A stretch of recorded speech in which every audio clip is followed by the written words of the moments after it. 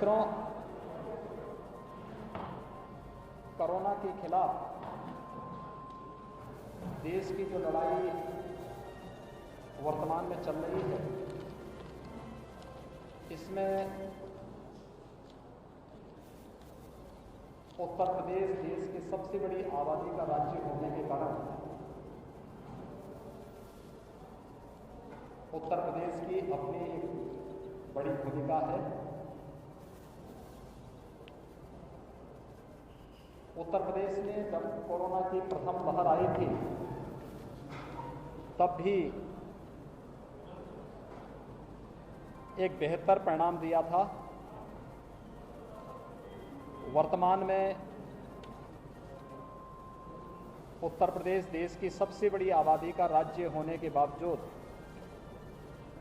प्रभावी ढंग से कोरोना के खिलाफ इस लड़ाई को लड़ रहा है। उत्तर प्रदेश के बारे में जो आशंका थी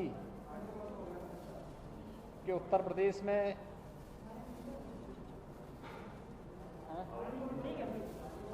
गूंज रही है आवाज, इसको हटा दो।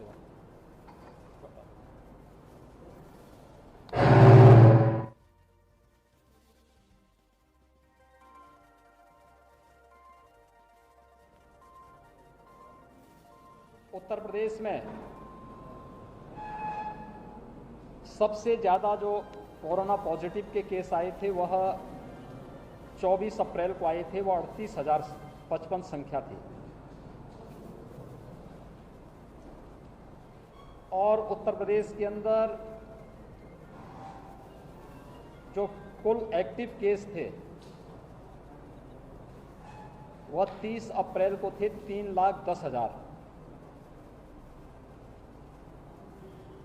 पिछले 8 दिनों के अंदर यानी 1 मई से लेकर के 7 मई तक उत्तर प्रदेश में 65,000 एक्टिव केस कोरोना के कम हुए हैं।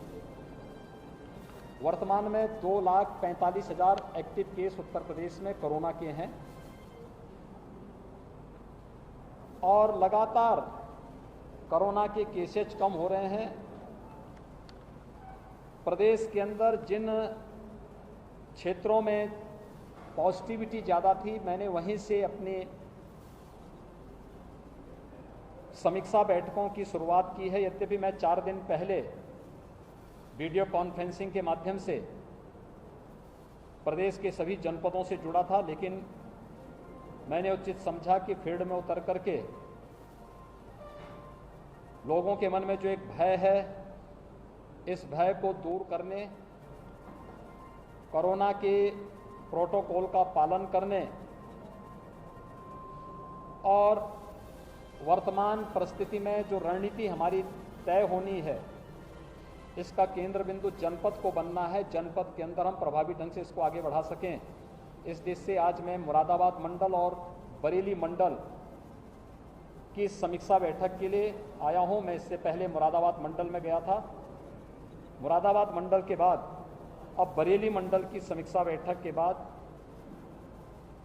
बरेली मंडल में भी मैंने सबसे पहले यहां पर इंटीग्रेटेड कोविड कंट्रोल सेंटर का निरीक्षण किया है, जहां से जनपद की सभी गतिविधियों का संचालन होता है। विगत एक सप्ताह के अंदर यहां पर इस मंडल में भी एक्टिव केस की संख्या 2800 कम हुई है और लगातार अभी इसमें कमी देखने को मिल रही है। एक आशंका व्यक्त की गई थी कि उत्तर प्रदेश में 5 मई तक 1 lakh positive case per day आएंगे। आज 8 मई है और आज जो Covid positive case Uttar Pradesh के अंदर आए हैं उनकी संख्या 26,000। यानी हम लोग अपनी रणनीति में और कोविड प्रबंधन में अब तक सफल रहे हैं। दूसरी आशंका जो व्यक्त की गई थी कि पंचायत चुनाव के बाद प्रदेश के अंदर तेजी के साथ कोविड के केसेज बढ़ेंगे। पंचायत चुनाव 29 को संपन्न हो चुका है। आज 8 मई है। 30 अप्रैल से लेकर के अब तक लगातार कोविड के केसेज में कमी आई है और हम लोगों ने 5 मई से एक विशेष अभियान भी प्रारंभ किया है। ये अभियान है प्रदेश के 97,000 राजस्व गांवों में हर परिवार और व्यक्ति का स्क्रीनिंग करना, हर लक्षण युक्त और संदिग्ध केस का एंटीजन टेस्ट कराना, उन तक मेडिकल किट उपलब्ध कराना, स्वच्छता, सैनिटाइजेशन और फॉगिंग की कार्रवाई को युद्ध स्तर पर आगे बढ़ाने की कार्रवाई करना।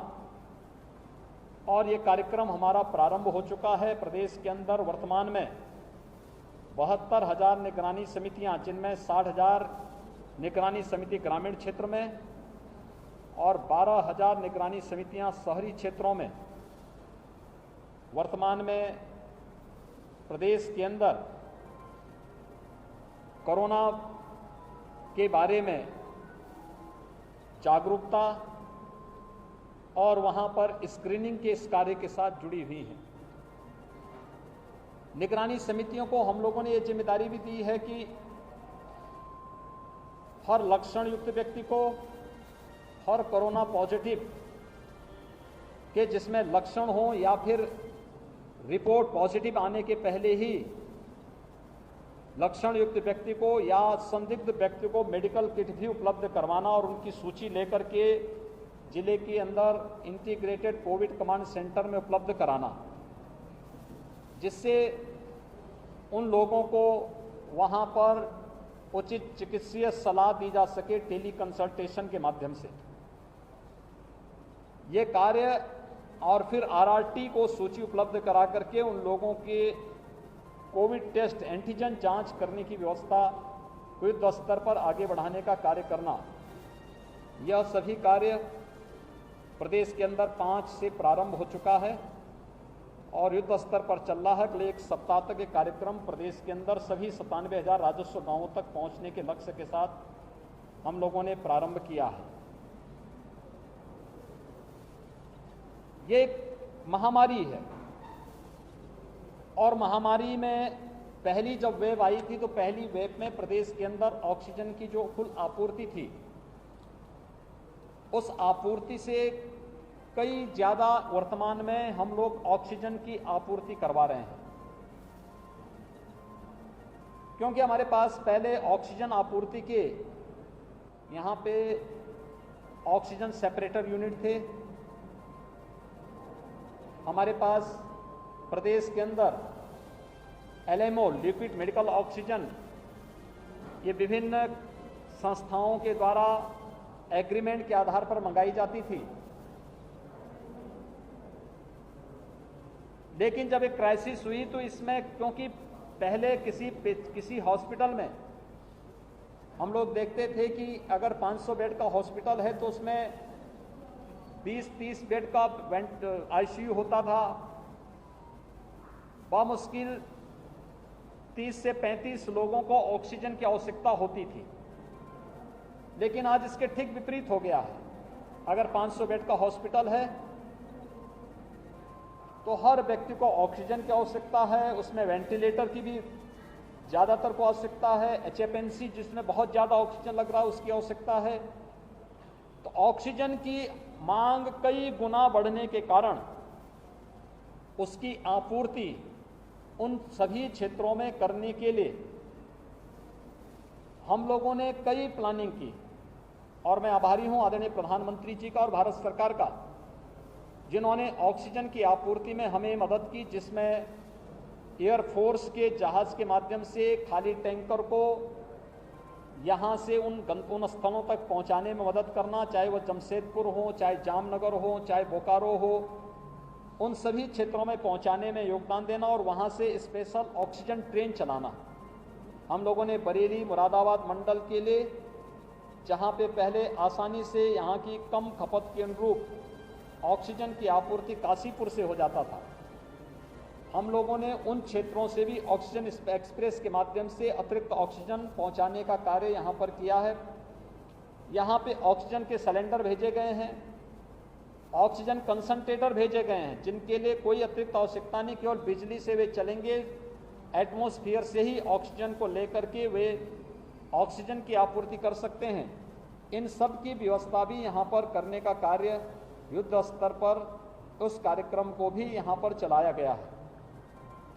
इसके अलावा ये भी प्रयास किया गया है कि हम लोग कोरोना प्रबंधन के लिए वर्तमान की चुनौती से जूझने के साथ साथ फ्यूचर की भी प्लानिंग कर सकें। हर एक जनपद को कहा गया है कि वह अभी से अपनी तैयारी करें। ऑक्सीजन की आपूर्ति के लिए हम लोग जनप्रतिनिधियों के सहयोग से, शासन के सहयोग से ऑक्सीजन कंसंट्रेटर, ऑक्सीजन के लिए एयर सेपरेटर यूनिट या प्लांट, ऑक्सीजन प्लांट, इन सभी के लिए आदरणीय प्रधानमंत्री जी ने भी प्रधानमंत्री कोविड केयर फंड से उत्तर प्रदेश के लिए 61 नए ऑक्सीजन प्लांट स्वीकृत किए हैं।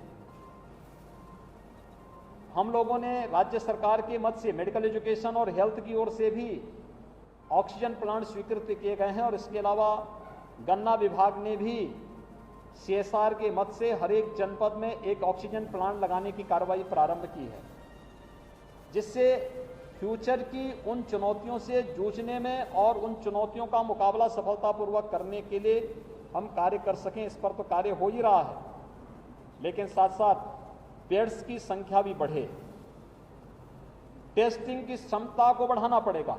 इसके लिए हम लोगों ने प्लानिंग की है और ये भी व्यवस्था प्रारंभ की है कि हर एक व्यक्ति को सुरक्षा कवच दे सके। वैक्सीनेशन उसका एक बहुत प्रमुख आधार है। वैक्सीनेशन के लिए भी एक विशेष अभियान चलाने की कार्रवाई प्रदेश के अंदर हम लोगों ने प्रारंभ की है और मुझे बताते हुए प्रसन्नता है कि प्रदेश में अब तक 1,35,00,000 से अधिक लोगों को हम लोग वैक्सीनेशन 45+ लोगों को 1,45,00,000 लोगों को ये वैक्सीन दे चुके हैं और 18 से 44 के बीच में 1 लाख से अधिक लोगों को हमने वैक्सीन दिया है, जिसमें बरेली भी पहले चरण में आच्छादित है। सोमवार से हम लोग 18+ वालों को जो वैक्सीन देना है 18 से 44 के बीच में, इसके लिए अब 7 से बढ़ा करके संख्या हम 18 जनपदों में करने जा रहे हैं। हर नगर निगम में और गौतम बुद्ध नगर जनपद में हम लोग सोमवार से वैक्सीनेशन के एक बृहद कार्यक्रम को भी आगे बढ़ा रहे हैं। हमारा फोकस है कि वैक्सीनेशन में वैक्सीन की वेस्टेज को कम से कम किया जाए और वैक्सीन की वेस्टेज को कम करने के लिए पहले से ही प्लानिंग करना, उस प्रकार का सॉफ्टवेयर विकसित किया जा रहा है। ऑनलाइन रजिस्ट्रेशन की व्यवस्था की जा रही है। उतने ही लोगों को कंफर्म करके बुलाना जितने लोगों को उस दिन वैक्सीन दिया जा सके और वेस्टेज को न्यूनतम स्तर तक पहुंचाने, जिससे हर एक व्यक्ति तक वैक्सीन पहुंच सके। इस कार्यक्रम को भी आगे बढ़ाने का कार्य प्रदेश के अंदर युद्ध स्तर पर किया जा रहा है। प्रदेश के अंदर कोरोना प्रबंधन के इस कार्य में सेकेंड वेव को सफलतापूर्वक रोकने के लिए भी जो व्यापक कार्य योजना बनी है, भारत सरकार का मार्गदर्शन इसमें निरंतर प्राप्त हो रहा है, हर प्रकार का सहयोग प्राप्त हो रहा है। हम लोगों का पूरा विश्वास है कि जनता जनार्दन और सभी लोगों के सहयोग से, जनप्रतिनिधियों के सहयोग से हमारी प्रशासनिक मशीनरी सेकेंड वेव पर भी प्रभावी अंकुश लगाने और प्रत्येक नागरिक को हम लोग इस महामारी से बचाने में सफल होंगे। मेरी आप सबसे भी अपील है कि स्वयं का बचाव करते हुए कोरोना के प्रति व्यापक जागरूकता का हम कार्यक्रम जरूर चलाएं। खासतौर पर प्रत्येक व्यक्ति से अपील हो कि अगर आवश्यक नहीं तो घर से बाहर न निकलें। दूसरा, हाई रिस्क कैटेगरी को 60 वर्ष से ऊपर के लोगों को, 10 वर्ष से कम के बच्चों को, गर्भवती महिलाओं को, कमजोर इम्यूनिटी के लोगों को, एक से अधिक बीमारियों से ग्रसित किसी भी व्यक्ति को जो लोग घर से बाहर किसी को निकलना आवश्यक है तो मास्क लगा करके चलें और 2 गज की दूरी का पालन करें। किसी वस्तु को छूते हैं तो सैनिटाइजर से हाथ को साफ जरूर करें। अगर इन नियमों का पालन हर व्यक्ति करे और शासन के द्वारा जो कोविड प्रोटोकॉल लागू किया गया इसका पालन करेगा तो निश्चित ही सफलता प्राप्त होगी। लोगों में काफ़ी अवेयरनेस आया है। मैंने आज स्वयं भी मुरादाबाद मंडल में मुरादाबाद विकासखंड के एक गांव का विजिट किया था। होम आइसोलेशन में जुड़े हुए लोगों से मैं वहां पर देखने के लिए गया था उन्हें मेडिकल किट मिल रहा है कि नहीं मिल रहा है। वहां पर मेडिकल किट उपलब्ध हुआ था और ये कार्यक्रम हमारा युद्ध स्तर पर चल रहा है। निगरानी समितियां, RRT और भी अन्य संस्थाएं इसमें मिलकर के इसको सफलतापूर्वक आगे बढ़ाने का कार्य कर रहा है और मुझे विश्वास है कि हम लोग सफलतापूर्वक इन कार्यक्रमों को आप सभी के सहयोग से इस सेकेंड वेव को भी रोकने और हर एक नागरिक को सुरक्षा प्रदान करने में